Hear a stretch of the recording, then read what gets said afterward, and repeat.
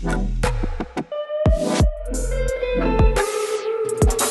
we have a special guest. Figgy is on the podcast. I'm super excited about it. Met him at a underground secret party. It was like an after party. He told me a lot about how he was a DJ and his experience. So really excited to pick his brain. Really happy to have him on the podcast. Thank you for having me, man. Really excited and a lot to talk about. So yeah, jump absolutely, into it, man. You got this LA vibe today. I like it. Appreciate that, man. I get like the Miami vibe a lot too. Yeah. So, where are you from? I'm from New Jersey. Huh. So I grew up in a town called Nutley. It's a small little Italian suburban town, maybe like 30 minutes away from New York by train. Okay. So I grew up in that town probably from like second grade all the way up till I graduated high school. Dang, dude. Yeah. So how old are you right now? I'm 28. Sheesh. Yeah, man. So I've been around, man. After high school, I went to college at West Virginia University. Studied exercise physiology from there. Exercise physiology? Yeah. Oh, So sick. I I studied that too in college. Oh, you did? Yeah. Where'd you go? Exercise science I studied, but it's Okay. like similar. But Same. Yeah. but it sounds cooler when you say physiology. But no, I went to MC for like 3 years. Just wasted majority of my time there in college. Just kind of learned how to socialize. Yeah, just like most of us. Yeah, I sneaked into the practice rooms and we played piano. And we'd make our own songs and stuff. We tried making a band. Yeah, we spent 2 hours on the name. Freaking, I met a lot of people that DJ'd in college, actually. A couple of roommates my freshman year. One that comes to mind, his name is Kieran.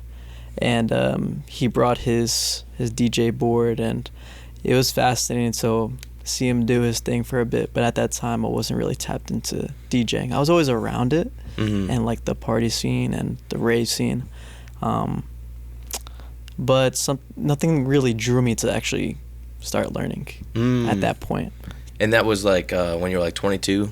Yeah, I was even younger. I was probably 19, Okay. I would say. Then my friend Kieran, he had transferred to another school by like our mid-sophomore year, I would say, the latest. So I would see boards here and there. Most people would just plug in their phones, like, and play their playlist. Auxiliary, yeah. And so I was used to that and kind of got away from that for a bit. So you were invited to like a lot of after parties and stuff like that, like in college. Yeah, frat parties, things like that. I was always invited. I was never in a fraternity, but I knew a little bit of everybody, so I was always in the know at least. I was always around that kind of party scene, and actually I was getting away from the electronic dance music scene specifically for some time. I got introduced into that scene when I went to EDC New York. I think that was back in 2012, 2013. They have it in New York? They had it for a couple of years. They started at MetLife Stadium, and then they moved over to Citi Field, where the Mets play. Yeah. They did that for a couple of years. I'd say like maybe 2 years at MetLife, and then they tried it at Citi Field for a year or so. Okay. And I guess they weren't getting the revenue that they were looking for from those festivals, so they just cut it entirely. Interesting. Yeah. I mean, I guess there would be a huge music scene in New York. You would think, but that's why they tried it in Citi Field, because people had to travel to MetLife by train or by car, and it's quite a pain to get there. So maybe they're trying to make it more convenient in Citi Field, but again, they weren't getting that turnout, I guess, that they were looking for. I learned a lot about like just being in society on public transit. Yeah, because you learn how to like adapt to some uncomfortable public situations. Lots of like random disputes and like buses or trains or just I mean both of those. You get a lot of like weird people on buses. A lot of public transit is pretty weird. Yeah, some random homeless people, some fights are going on. Like, so I had a good time going to school we used to wake up. I used to wake up like 6 o'clock just to go to the bus to make it to my 8 o'clock class, dude. There and back was like 4 hour Sheesh. Transportation. It was brutal, but I'm gonna make my kids have to go through the same thing, even if we live right next. You next learned door. a bit, man. You learned a bit, I'm sure. Yeah, but I was very spoiled. You were? I was very close to my school. Like I said, because I was in a small suburban Italian town, real tiny. Like everyone knew everybody, and it was probably like a 15-minute walk at most for elementary school. Like middle school, high school, they were literally right next to each other, right across the street. Wow. My middle school and my high school. So that would be like a 10-minute drive at most. So Dang. most people knew each other. It was like 4 to 6 elementary schools, 1 middle school, 1 high school. So by the time you get to middle school, most people knew each other. Were you kind of like, what were you like in like during the school era? Like, were you kind of more shy to yourself, or were you like outspoken, like a jock? Like, what were you? It's funny, man. I get like mixed, not reactions, but like mixed reviews in a sense whenever I talk to people from back home about how it was in high school. I feel like growing up, I was very shy until I got to about middle school, and I started figuring out what my identity was. You know, was I gonna try to do sports? I wasn't really into it too much. I tried a little bit of everything, football, baseball. Wasn't very good, but tried it, and I was thinking to myself, am I gonna dedicate myself to sports, or do I want to dedicate myself to academics? Still trying to find my way, and it wasn't until my freshman year where I started to learn how to wrestle. Oh, sick. And that was very popular in my school. I figured I'd try it out. I had like a jiu-jitsu background. I picked up on it very quick. Nice. And I found myself to be pretty popular, I'd say, by senior year. People would be chanting my nickname, Figgy, in the stands, like during my matches and things like that. And that was definitely my most popular time, I would say. But to me, I was never really worried about being popular. I cared more about making genuine connections with people. So I'd have friends in each clique, in a sense. And a lot of the times I would get weird looks like, oh, what are you doing hanging out with that person? It's like, oh, but they're actually genuinely great people. Just pull them to the side. But you find that when they're with their clique, they act like completely different people. It happens a lot. And for me, I always stay true to myself. And I think a lot of people can say that about me, is that regardless of who I was talking to, who I was interacting with, I always just stayed chill, stayed very calm, stayed true to myself, and also just having a good time as well. That's dope. Just don't have a good time. We talked briefly about I'm trying to sell my piano, but you were like, we'll bookmark that conversation, because I was like, oh, like you were interested in potentially buying that piano, but the big Roland keyboard, that's a pretty heavy piece of machinery. Or the CDJs as well too. I was looking at those. Oh, you want those too? Yeah, Okay. definitely look into that, man. I should open up my own store, man. Yeah, seriously, you got quite a bit of equipment, man. Thank you, man. But what are you are you transitioning into making your own music now from DJing, or? Yeah, I really, when I started like this whole journey, I wanted to focus on making sure that my mixing was on point, phrasing is on point with transitions, all that, before I even thought about producing. I feel like I'm getting to that point, maybe like 90%, where I'm like comfortable with my style, and that style is very distinct. When people hear a specific track, they say, oh, that's a track that Figgy would play. That's when I'm like, okay, I got that part down packed. Let's set a journey into the next part of this longer journey. So I am looking at starting to produce within the next few months.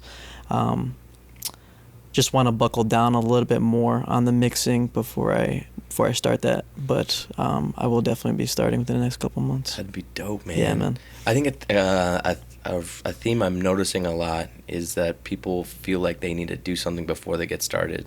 And I think better mentality to have is just starting and seeing what you actually have to do to get better. And I think we're afraid to try because we know that we're not going to be immediately exactly what we want. Yeah. So there's going to be that learning curve, and then also you're going to have this like discouragement that you're like, oh, I don't know how to like get my thoughts down on the DAW. Like how does that's that the toughest part, I feel like, would be in that production journey, is like getting your thoughts down, especially in the beginning. It's like that's gonna take time, I'm assuming. So it is, and actually for me, like it's a momentum thing. So if you work on something long enough, one, you develop kind of a mental connection to certain moves, but then getting into a flow is a whole nother system, knowing where things are, the tools necessary to make that idea and come to life, and like needing to like unlock this unconscious creativity that comes from letting go and not trying to like manage the idea itself, like allowing the idea to just channel through you instead of having something completely set in mind and like a goal in mind. So I think that's what's beautiful about being a person in the music is once you really surrender and let go, then now you're actually like playing, and that's where the fun really begins. That's where it really begins. So, I always explain it to people whenever they ask me about DJing, like, what is it like up there? what is it like up there? I always compare it saying, like, you ever been on a treadmill and you get like that runner's high? Mm-hmm. Where you're just like, you get in a zone. Most people are like, no, I have no idea what you're talking about. We like, hate it. Well, then you got to get on the treadmill then. Yeah. And you'll figure, that's the you'll first figure step. it out. Yeah, that's the first step. But most people, if they've done that and they know what I'm talking about, I'm like, you get in this, like you said, this flow, this zone where you're not thinking, it's an unconscious thing, and you're feeling the crowd, you're feeling the ambiance in the room, the vibes in the room, and you're playing to that. And you're just building, you're taking your breaks when you need to, and then you build back up. It's nice ebb and flow throughout the entire set. I bet you it's therapeutic too. Extremely therapeutic, man. I've yet to find something as therapeutic. It's probably the only closest thing is working out. Honestly, yeah. Outside of that, I mean, it's on a different level because music touches you like to your soul, you know? At least it does for me, and I feel like that's why a lot of people gravitate towards that type of music. Getting into music is being open, being accepting, be willing to try different things and experience different things. It's like we were talking about prior to this about like preset set lists. It's just you're taking away that element of impulse or just being in the present. For me, and I have no judgment on how, you know, if other people have set lists, but for how I like to play and how free I like to be up in the booth when I play, I found that one time I did it, I just felt very restricted and not myself, you know, and it feels free. Like even though you had put so much thought into it prior, when you actually performed, it just didn't feel like it was being translated the way you wanted it? Yeah, it wasn't being like received the way I had imagined that it would have been received, and that's completely okay because I mean I have this picture of how a gig can go, but you're never gonna know because you don't know the people that you're playing in front of. You just don't, unless like you are really there in the beginning of an event and you're talking to them, you're really getting, but even in that little minute, like it takes a long time to get to know people, but imagine, you know, you're only gonna get so much from the little conversations that you have with them prior to the event. So you're on the fly majority of the time. So what is the point, in my opinion, to like try to have this kind of set, especially if it's like an hour, like as a local DJ at this level. You know, I'm not like a Tiesto or anything like that, and I have visuals and fireworks and everything lined up. You know, we're playing with minimal visuals, and most of the time we're just or expressing our emotions with our hands or the way we dance and stuff. I've seen some different tricks. I mean, some little workarounds. Like I know an artist, his name is Giovanni.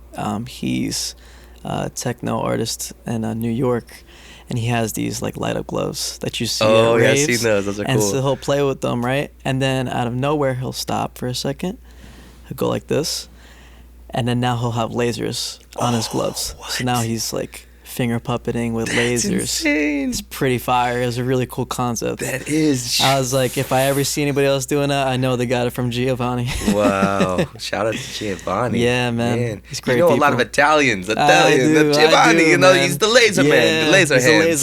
He's a laser guy. Yeah, no, he's great people, man. That's I love sick. Giovanni. So what would you do to kind of make your show stand out? Oof, man, I would definitely incorporate some more like tribal elements because of the way, or the music I play. It's catered or focused more on like Latin elements, Latin house, real heavy on the percussion, on the drums. So I would do some. Yeah, it's not that's not been done, but just specific like plants, things like that. You said plants? Yeah. I would try to okay. do like a Tulum-ish type of vibe to it. Definitely incorporate some lasers and some visuals. I haven't done that. Lasers on the eyebrows. There you go. You can dance with your eyebrows. You got really expressive eyebrows. Thank you, man. Yeah. Thank you. But yeah, just I would just really try to set the tone when people come in. They know what to expect in a sense, and let the music speak for itself. That's why I really want to DJ, is just to throw people little loops. Like they don't know what they don't know what to expect. Yeah. I think it's cool. Like you don't want to be put in a box in a sense, and that's why I started playing with some melodic techno, some melodic house. Also play with a lot of groove tracks. Like you said, just to keep people on their toes. So I really let like the event or like the room kind of dictate the idea of the set that I kind of want to have in mind. I'm not gonna play like an after party kind of vibe at a spot where I'm gonna open at like 10 o'clock. I'm gonna play more like minimal groove and kind of build the crowd up. It's all timing and letting the room dictate kind of the songs that I want to play. So do you remember like your best show or your favorite show? Yeah, 12 after 12. I played on a Sunday, the day before Memorial Day, and I got the call around like 8 o'clock, 9 o'clock, and I was supposed to play starting at 10. They called you 1 hour before the show? Yeah. No, a buddy of mine called me, give me a heads up on like what the deal's with the capacity, and they already told me that they were full like an hour before we arrived. Okay. So I knew it was going to be a great night, and got there, and crowd was just beyond lively, and we ended up playing till like 3:30. Yeah, like 3:30, 4 in the morning. When I say we, it was like me, St. Mark. We did it back to back for a few hours. Prior to that, we had Move Tribe play, which is more of like a Afro house duo. Consists of Nico Berg and Don Cuervo, and they have a few different members as well too that switch in and out, but that whole movement is focused on the Afro house and really pushing that sound out. So it was great because to have them kind of set the tone for the night with the Afro kind of feel, jumping into the Latin tech and tech house, then the minimal that my friend Mark would play as well too. Our elements played very well together and ended up being a great night. Dope. Yeah. Did you play any Brazilian funk? At that time, I was just tapping into the Brazilian funk. So I played a few here and there. I was really focused on playing more tracks that reminded me of like my heritage, because I'm Ecuadorian and Puerto Rican. So a lot of sounds that just remind me of like that environment growing up with my family. I think that's the kind of stuff I keep in mind. Whenever I play, I try to make people feel like the kind of feelings that I felt growing up in my households, both Ecuadorian and both Puerto Rican. You just add like random vocal chops. Clean your room, clean your room. Exactly. Like, your dad being disappointed. Or just like a belt clacking. Like, exactly. No, that never happened. But yeah, just ow. Just classic songs that you would hear like in barbecues during the summer. Specific like classic anthems that you would hear during the holidays, like edits of those. That, you know, reggaeton I listened to on the radio growing up, bachata, you know, those different kinds of sounds, and finding tracks that remind me of that kind of sound. So now you're, because that's what, when we first talked about what your style was, you mentioned a lot of it was, you were like, I'm, you know, going full force on this Brazilian funk vibe. What is it about Brazilian funk for you? Man, just the Brazilian culture is just something like I've never experienced. Just like everyone is always happy. Everyone is very free with the way they express themselves with dancing. It's very, very much reminds me of just what the rave culture is all about. It's being accepting, being yourself, and really just those two elements primarily. It just being in the moment. It reminds you to be in the moment. Like, and they're very expressive. Very much expressive. With the way they dance, like they're very vocal about what they like specifically. I love that. Yeah. I love that. Yeah. I guess to kind of piggyback off of the idea of rave culture, you briefly were talking to me about the difference now in how the scene is turning into less of a going out to the bar and more of like the rave vibe. Well, I would say that. So like rave culture versus bar culture. Ball culture. Like bar culture still exists, right? It's always going to exist as long as the radio's around playing, you know, rap, hip hop, pop music. You know, bar culture is always going to be around. What I found is that just in talking to people at events, is that they don't like the bar culture. They don't, you know, people that are in their early, mid, late 20s, they don't like going out anymore.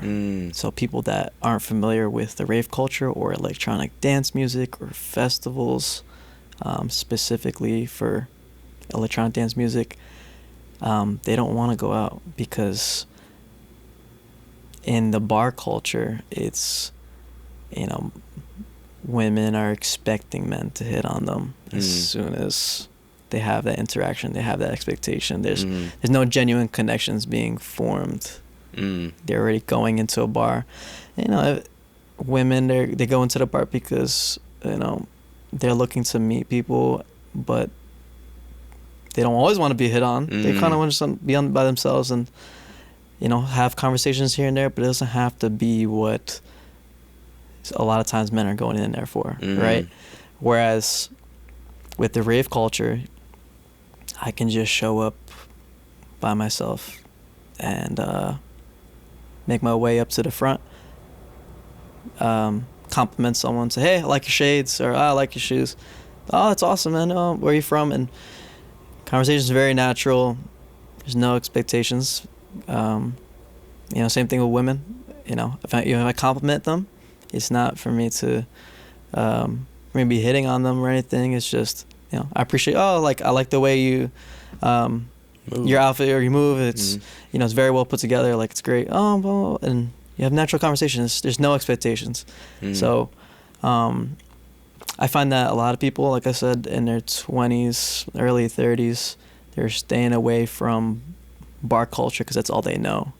And they don't have someone that is familiar with the EDM community and how accepting and how free of judgment it is.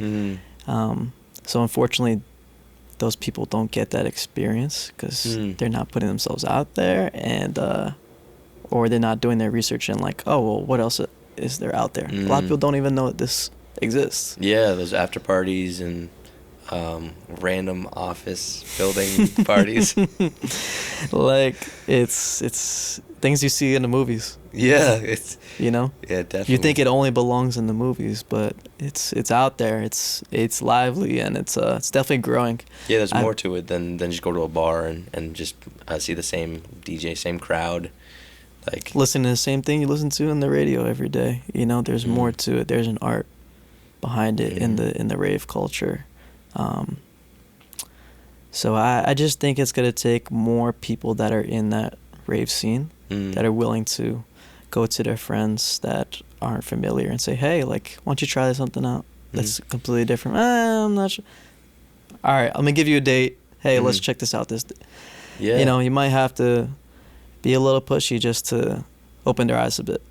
And you're also meeting like different collective DJs that are in collectives, and then they have their own sound, and then you're expanding your music palette as well. And exactly. So that seemed really interesting because I just started hearing about collectives when I was inquiring how to get into DJing and starting to do shows and stuff like that. So they were like, oh, just become part of a collective. And I'm very curious about how these collectives get started and what made you interested in your collective. Well, I started DJing last March, April of 2022. So it took the summer to learn. Started following specific artists for sounds that I thought would work with my style. And it wasn't until about like September, October where I started following local artists on social media. I wanted to see, I've seen plenty of headliners at that point. So I wanted to get myself engraved in the local scene, start playing in front of people. So I started following a few local DJs. I followed one specifically, his name is Be Easy. And we messaged each other just on random topics. Like if I saw something on a story, I would comment on it. And we would just get into random conversations here and there for some time. And then he had posted on his story that he was doing a housewarming party and he was looking for DJs. Okay. So I messaged him. We had built some chemistry, and I let him know, hey, I haven't played in front of people yet, but I've practiced for some time. I feel I'm ready to play in front of people. This is the type of style that I play. I'd love to show you what I got. And he's like, okay, awesome. I'll send you the address, everything. He sent it over. It was that same night, the same night that we communicated. We probably talked at like 6 in the evening. And the event started at 10. So I'm like so giddy, so excited when I'm getting the opportunity to really get to play in front of people. And showed up, played my style, played some tech house, some more commercial like edits, like a lot of like there's a Milli edit that came out at the time. Was that Deep House one?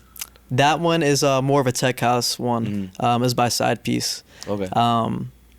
Real upbeat. So played stuff like that people were familiar with. There's like a little twist on it, and people loved it.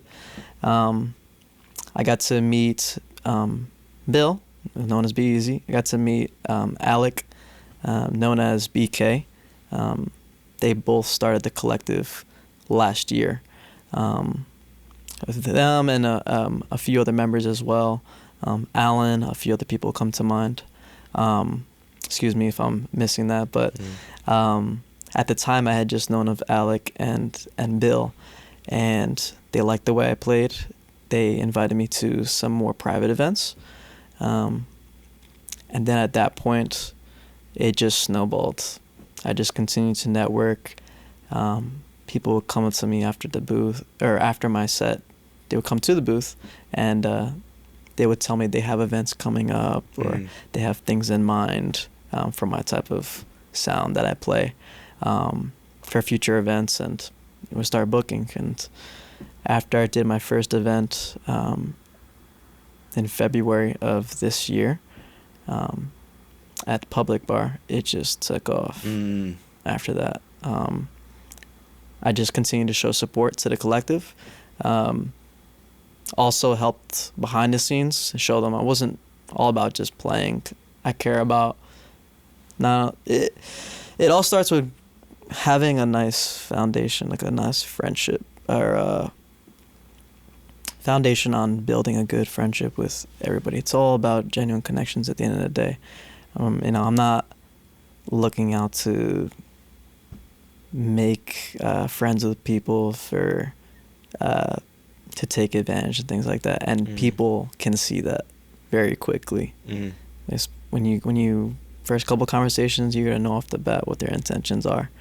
So I always made sure that people knew when I was coming in that if I wanted to show up to an event, it's because I really wanted to come support and see my friends and see how they're doing. And also wanted to contribute behind the scenes, whether it was with promoting, bringing people out, posting on social media, whatever I could do to help the collective as a whole.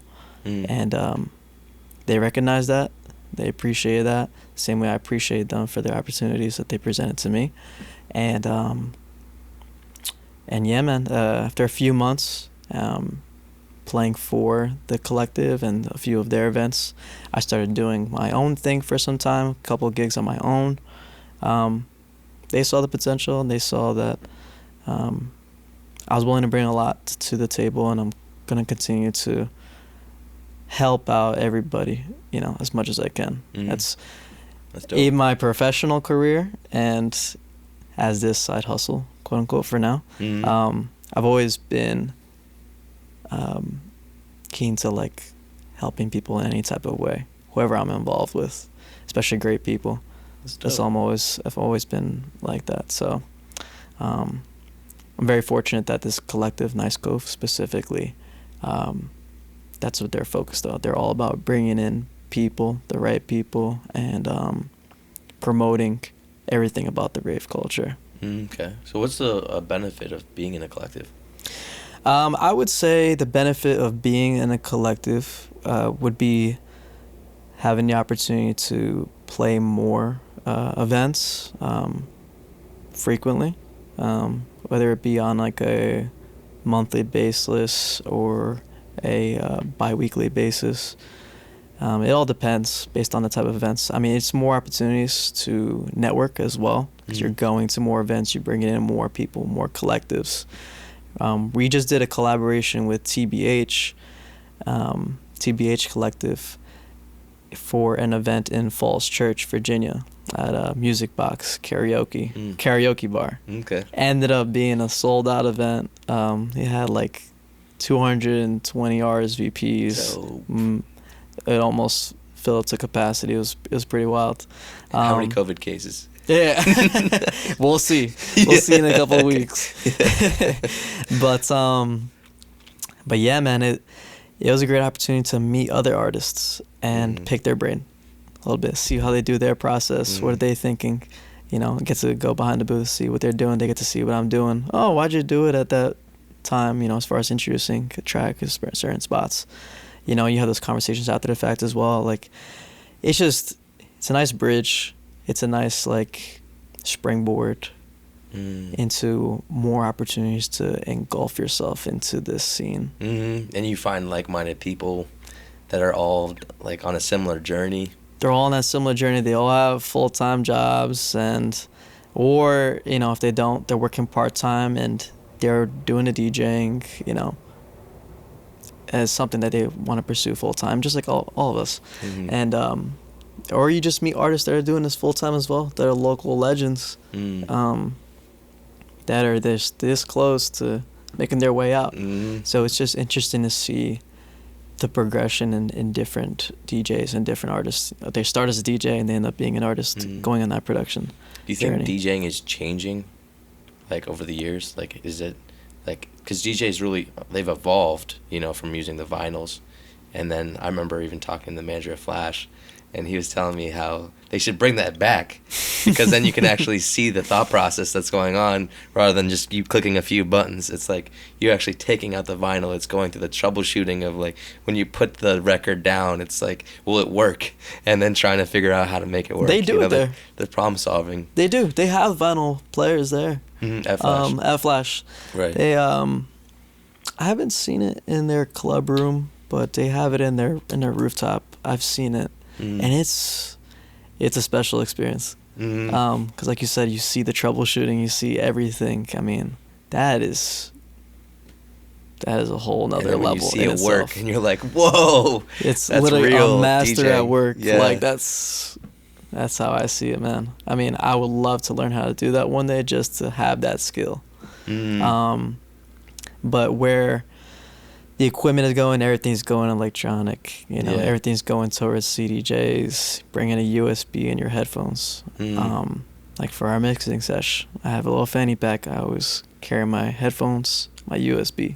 Eventually, you're gonna actually upload it to your thumb, so it's gonna be a thumb drive, and then you just use your fingerprint. Yeah. Eventually, man, it's crazy where technology's going. I wouldn't be surprised. It's crazy. So it's called a thumb drive. It's called a thumbnail. You know, whenever you're posting something, it's all thumb related. I'm not understanding why. Maybe they're telling us something. Yeah. Lots of focus on the thumb. And then when you like it, it's with your thumb. They're always doing this. Yeah, that's a good point. That's a good point. Yeah, a lot of thumb. They're telling us something. They're telling us thumb thing. You know what I'm saying? Yeah, they are. But so I wanted to also touch on. We're gonna wrap up pretty soon, but I wanted to touch on how people can start getting gigs. Yeah, well, I would always encourage just going to both local and headlining events. Just don't be afraid to, like I was mentioning before, if an icebreaker is to compliment someone, I mean, that's a great way to start a convo versus being like, hey, I do this, or hey, this is the music I play. People don't want that. People don't want a salesman. Even in their everyday lives, it's like nobody wants that used car sales pitch. So you don't want to use that car sales pitch in a rave culture, especially. It's like frowned upon almost. Because it's about the people. It's about the people. It's about establishing that genuine connection. It's based on that PLUR acronym. You familiar with that? What's that? PLUR is peace, love, unity, and respect. And that's they actually have little like bumper handshakes. They have handshakes that people do like at festivals. I don't know if you've seen people. Oh, they grab their hands and they'll do like with peace, love, unity, and respect. Oh, okay. And then what they'll do is like they'll have these little bracelets they'll make. Yeah. And then they'll exchange after they say respect, and they'll transfer over. That's beautiful.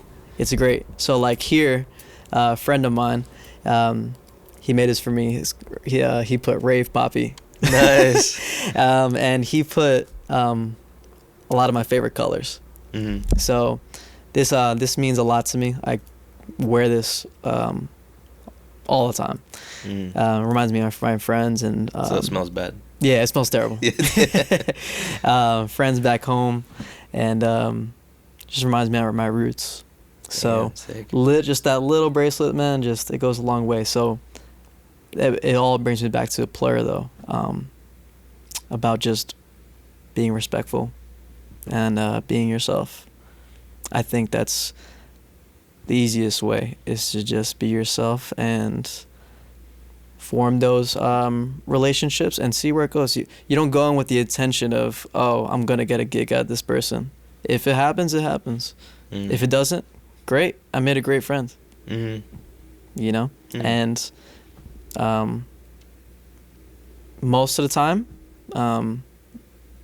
you have great friends. They're going to want to help you out. They're going to introduce you to people. And you just continue that networking on your own. You know, you don't rely on specific people. You do your own work, because you don't know what it took for that person to get those connections as well too. That's true. That's where people start to feel used. You know, you just keep on going back and saying, hey, you know, can I get this gig or things like that. That's when you start to like fracture that relationship a bit. you gotta really focus on, taking what's in front of you and run with it on your own. You make it your own path. Where does it become tangible for someone who's just starting out, though? It becomes tangible when people are given the opportunity to play. But then I feel like there's like a gatekeeper. You have to like kind of. It's like I don't want to feel like I'm kissing someone's ass in order to get to that point, though. And that's the thing. Is like you're not. You're being friendly.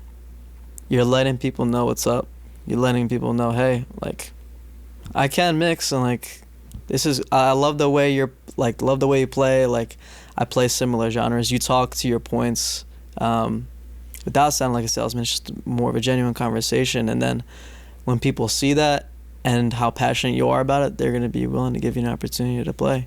Whether that's at a small get together, at a friend's place or things like that. It always starts small. You're never gonna just pull up to an event and say, "Hey, can I just jump in?" Again, it's like a slap to the face at that point. To the artists that work their tail off to get to that point. There's a line in that sense. So you always want to start small. Even with your own friend group, you play with in front of your friends.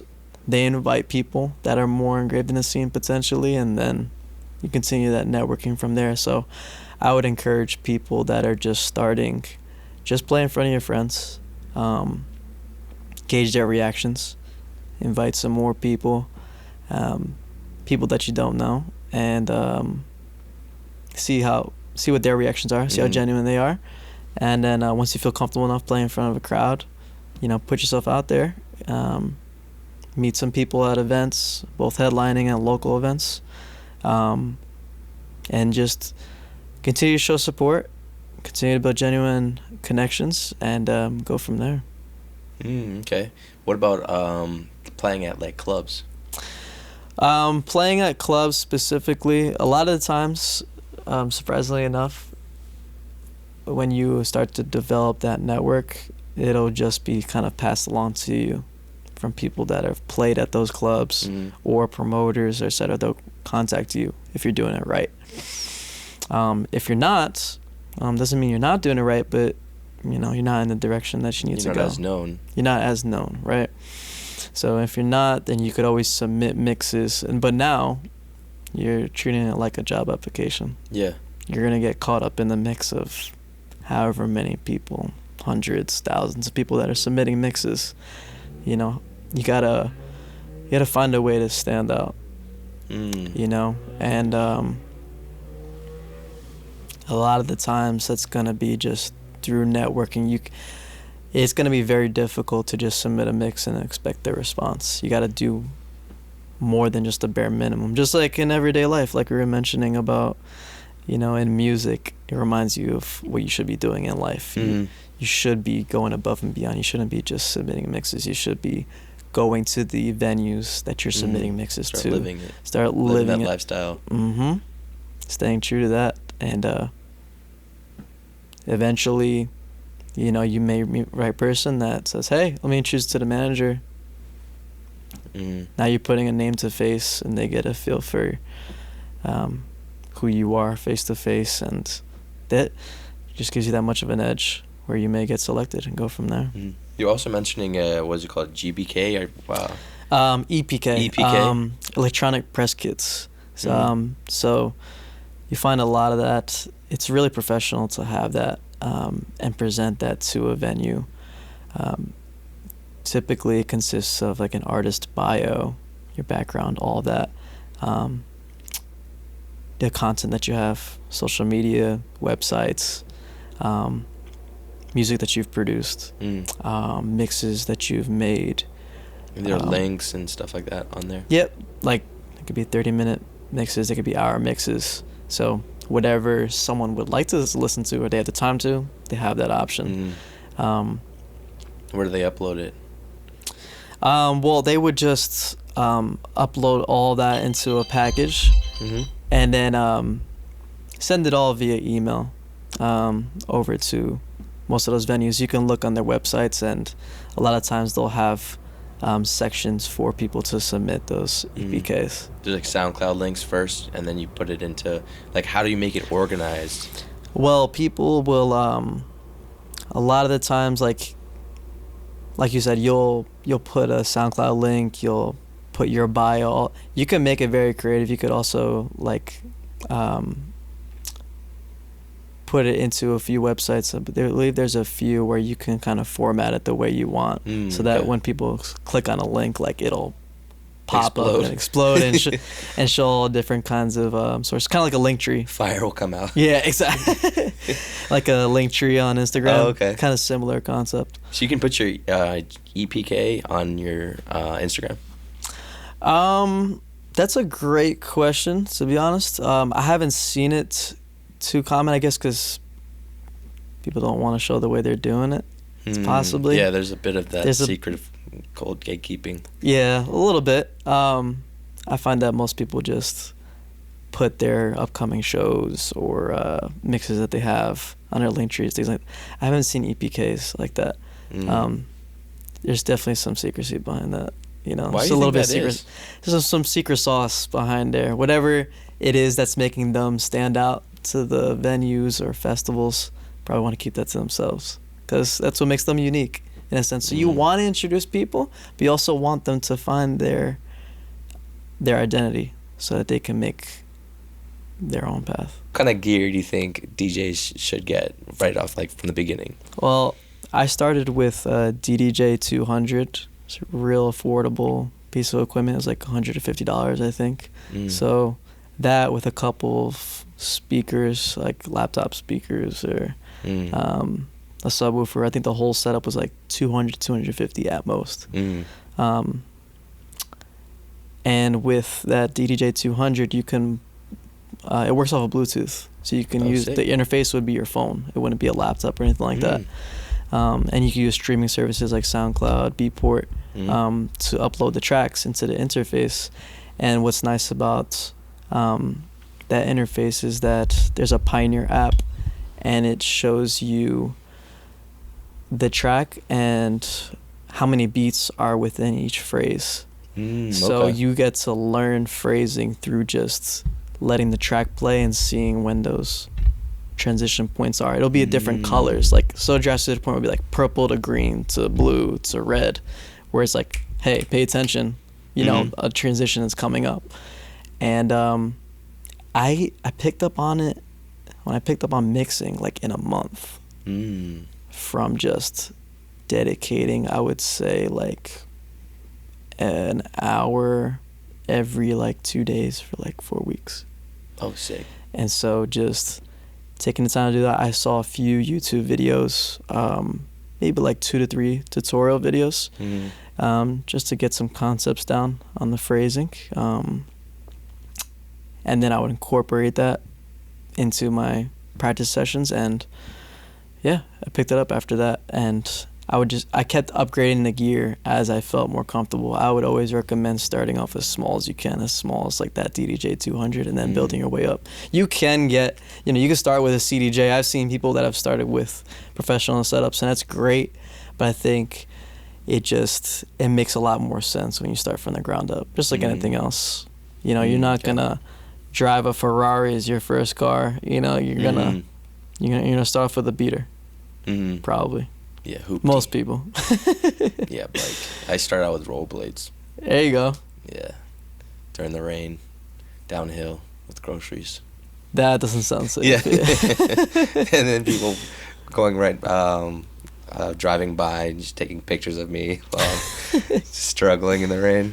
Yeah, we all start from somewhere, but. Okay, sweet. Well, where can people find you? Or do you have any new shows coming up? Yeah, I have a few shows coming up in December. We're still locking down the details, but you'll definitely find a lot of the events I'll be posting that I'm going to be playing at on my social media. I stay a lot on Instagram. It's DJ.Figgy. That's primarily where most of my attention is right now. And then I'm going to start posting some mixes as well on my SoundCloud as well too. You can find a link to my SoundCloud in my bio. I've already started with a few. I was going through a period where I was looking for another full-time job, so I had to take some time away from mixing. But now that just started recently, I can get back into releasing mixes consistently. You'll start to see a lot more of that. I had a few hiccups at a couple of events with the recordings. So unfortunately, I couldn't post those. But recording it live? Yeah, recording it live. I would use mostly DJM Recording. There's an app. There's a Pioneer app. Some hiccups with that, some bugs, but found different recorders that have had a lot better qualities. I would recommend getting a legit physical recorder versus just using an app on your phone, because any type of bugs, things like that. You can plug that into the CDJ? You can, or into the mixer. Oh, right. So it can record all the master sound that's coming out. It does also have recorders that can record the audience as well too, so you can have like background noise as well too, so you have like live recordings. It's pretty sick. It would be great. Can you separate that? Yeah, you could. Okay. You could. So you have the option to do both. Yeah. That's dope. Yeah, man. So. And you got some new music coming out. Yeah, I get some. Like I said, some more mixes coming out. The production is definitely gonna be ramping up very soon. So, don't be surprised if you hear something early next year for sure, at the latest. Yeah. It's definitely coming up. Sick. So really looking forward to releasing that. I'm excited to hear your influence through the production aspects as well. Yeah, man. Then you can start making your own bootlegs and just throwing it into your sets. Yeah, I'm really excited for that. I mean, a lot of the people that I've played with in the DJ collective that I'm a part of, the one that I played at recently, the gig is at Gramophone, off of U Street on Florida Ave. I did it back-to-back with my friend Anthony. His DJ name is VX or Vex, and he had played one of his tracks, and I had a few of his in my USB. We ended up playing like 3 tracks back-to-back, and to see his expression, like, I've never seen someone play with that much passion and like be as excited. So it gets me excited to see him and how passionate he is about his production. And it's like showing a part of yourself, you know, to people that they may not have never known about you, you know, if they never listened to your music. Yeah. How do you get, so like, let's say from, you know, I produce music, how do you get songs played through DJs? How do you get DJs to support your music? It depends on like what level. If you're talking like at the local level, it could be as easy as, hey, I seen the way, the way you play your events, or I see what you posted on social media. Like, I think this could fit well with your style or your, with what you play. I mean, tell me if I'm wrong, but you know, let me know what your feedback is. See what they say, and that 95% of the time they'll get back to you because they want to see what's up, and if it fits, they'll play your stuff. So you send that as a message? As a message, like on Instagram or whatever social media platform you have linked to, show support to that artist. I find that Instagram is like the Facebook of our generation right now. I feel like, as far as like people that are in their 20s, early 30s. Okay.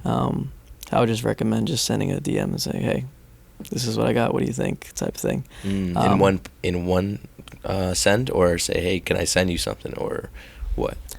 I think you got to feel it out. I think you got to, like how I was telling you, like how our relationship started with Be Easy. Like, we went back and forth with story reactions and random conversations. You know, I would have probably sent them something if I had something at that time. But off the bat, I would try to engage somehow, you know, just in random conversations, and then just letting them know, hey, this is what I have to offer. You know, let me know what you think, type thing. Or even if it's for honest feedback, you can do that as well too. I like that. Ask for honest feedback. Yeah, who doesn't want to listen to new music? You know? Literally.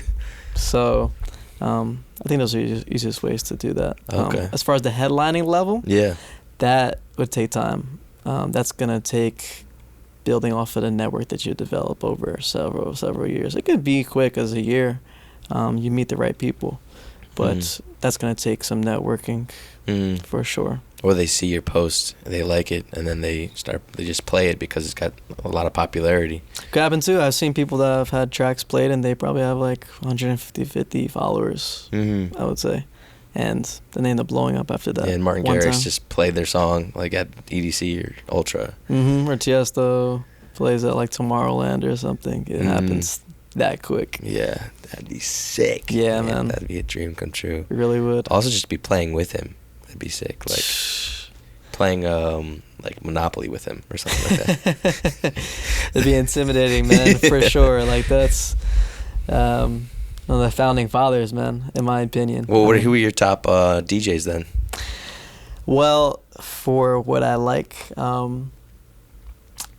would say my biggest influences would be Clooney,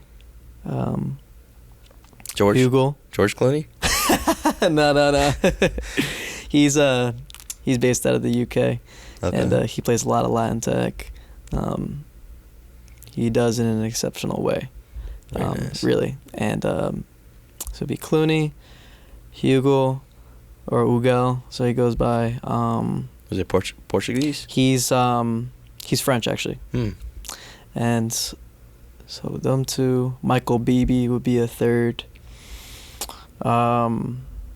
Sampacho. I don't know if you ever heard of him. No, that sounds cool.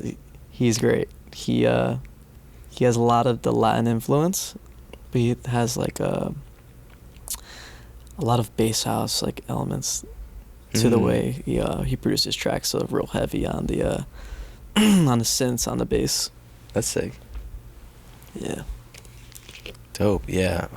So a lot of these are producer DJs as well. These are headlining artists. Travel the world. Like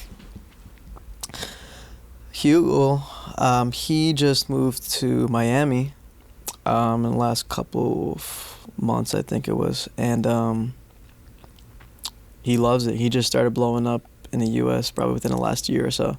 A lot of his tracks are playing on Spotify now. Oh, sick. And he's doing really well. Nice, man. Cool. So those are the top three. Sweet. I'd like to check them out too. See what it's all about. They're all Latin.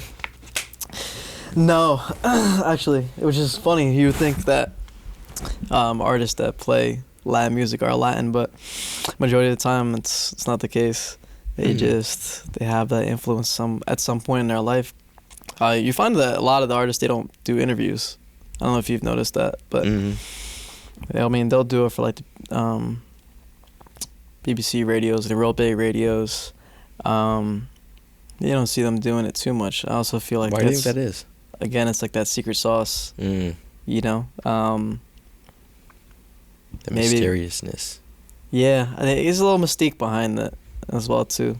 You know, people want to maintain that mystique a lot of the times. I mean, those artists that I met very social. There's also artists that I met that are very introverted and they're a completely different person when they're up there too. You know, so interesting. I wonder if there's like a different psychology to being a mystique DJ. I wonder. Yeah. Like they have to how do you balance out? Am I being enough mystique? Am I being too forthcoming? I need to scale back and become more mystique. I think there comes to a point I've observed in Clooney's journey. He maintained his mystique with not doing interviews, and I think he just did his first one in a couple of years, and I think it's because he's getting this worldwide attention, and he's been touring forever, you know, for several years. But people that are getting into the rave culture, rave scene, tech house specifically, they're really gravitating towards his sound. So I feel like he's putting himself out there more, he's posting more content of himself, him talking, him hyping up an event type stuff. Whereas in the past, he would probably just put a flyer up and people would show. But there's more to that. There's more of a personal connection when you're making content, you're putting yourself out there like I am right Yeah, now. Like yeah. it's a lot, but you know, it's part of the process. If you want to get, you know, we want to be successful in life, you gotta really be willing to try new things. And I think it's part of it is content creation. And like learn how to tell your story in ways that people can understand and resonate with your message. Exactly. And yeah. And also not being a serious too, just being goofy, just making funny reels. Like I recently did like a series of reels for an event that we played. I say we, I mean our collective. One of our DJs, Solo, he threw a Halloween party at a venue called Space DC on U Street in DC, and we did a series of reels where we introduced each DJ as if it was like a character in this whole plot. And we found that a lot of people loved it. We saw a lot of people were sending the reels to each other. Numbers were there, reach was there. We definitely hit like several thousands of accounts, so it was nice to see those numbers and like see like which reels people really gravitated, thought was really funny, which ones like maybe weren't as much. Yeah. That was the first time I really put myself out there and like acted, quote unquote, in front of people. Yeah, that's creative too. DJs as characters in a story.